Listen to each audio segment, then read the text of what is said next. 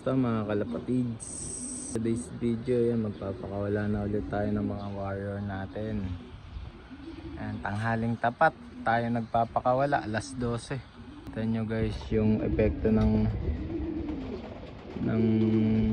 pinapainom natin sa mga ibon natin. Ayan, ay ipot oh. Ang ganda ng ipot nila. Makikita mo yung ipot, mga brown. Napakawala tayo.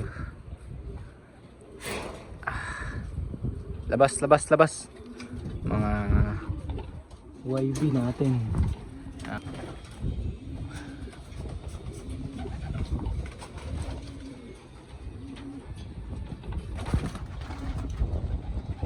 Sila, nag-umpisa na silang maglabas. Open loft yan hanggang hapon. Nasa labas lang sila. Maganda naman yung ginagawa natin kasi wala pang nawawala sa mga ibon natin. Wala pa tayong nag-overfly.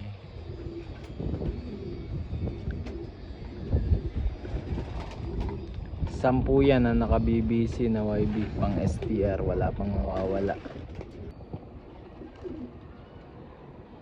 Mga pang BBC natin tsaka NDR na BBC, mga YB. Dami nila oh. Kulang pa ng 8 yan. Pag nadagdagan pa ng 8 yan, baka overcrowded tayo, pero didiskartehan natin yan para hindi sila mag-overcrowded. May nakasama kasi ditong dalawang stockbird eh. Pang stock natin. Next year magagamit natin yan. Ang mga ibon natin. Yung iba ayaw pa lumabas.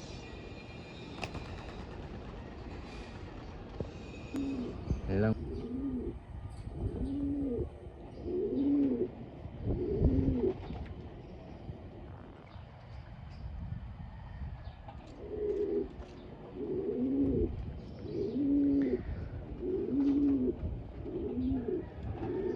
Yung mga ibon natin, mga pagala-gala na lang. Yan ang ginagawa nila. Pag tanghali tayo nagpapakawala. Diba? Para hindi pumipitik yung mga bata pa.